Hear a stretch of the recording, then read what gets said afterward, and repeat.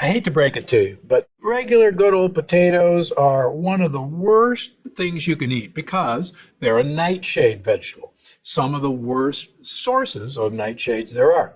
Now, nightshades, unfortunately, contain some of the highest concentration of toxic lectins. They also contain a natural pesticide called glycoalkaloids. They act as the plant's first defense system against being eaten by insects. They actually damage cell membranes by attacking your body's cholesterol. And it takes over 24 hours for your body to eliminate these glycoalkaloids. Ugh. So, if you're enjoying potatoes in any form, you're accumulating a hefty helping of these toxins. This can contribute to serious health issues down the line. But I get it. Potatoes are tasty and they're incredibly versatile. The good news is that sweet potatoes are a wonderful alternative, and you can prepare them in all the same ways you would a regular potato. Now, unlike regular potatoes, they're actually low in lectins, and they're incredibly rich in vitamin A, C, and B, and they're loaded with polyphenols. But what makes them especially great is that they are a type of resistant starch. When you cook them, cool them, and then reheat them. Now, otherwise, without that crucial preparation, they don't have a lot of resistant starch. The other thing that's important to realize is these are still starches. Starches are sugar molecules all lined up together. They have to be broken by enzymes into individual glucose molecules. The harder it is to break those bonds, the more resistant it is to you digesting it and absorbing it as sugar, and the more it's available to your gut bacteria to eat. And the purpose of eating these is to give your gut bacteria what they desire. So that's why you want to take the trouble of turning any of these starchy vegetables into a resistant starch by cooking and then cooling them. Okay, cook, cool, and then reheat them.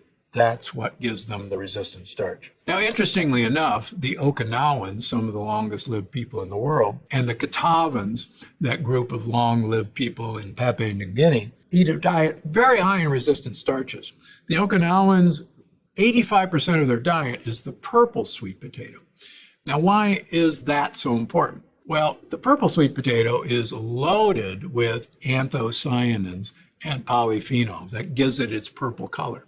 And if you've read Unlocking the Keto Code, you know that these dark polyphenols uncouple your mitochondria, which promotes longevity. And it's no secret that their potato is the purple sweet potato. Also, the purple sweet potato is much denser and harder to break down in sugars than a traditional sweet potato. So 2 good reasons to look for the purple sweet potato.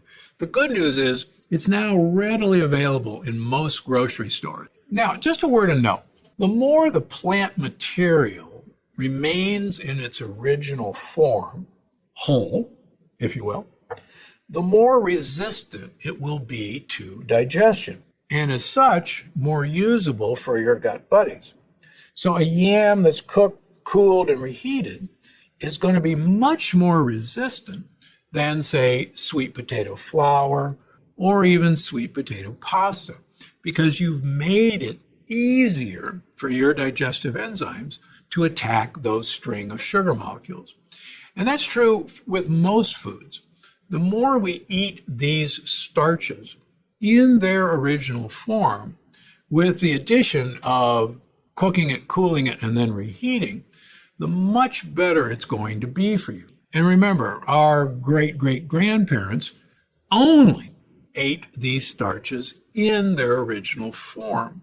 And that's one of the reasons that they didn't have the ill health and obesity epidemic that we're seeing, because they didn't have the tools or probably the imagination to change these things into something your great-grandparents would have never recognized.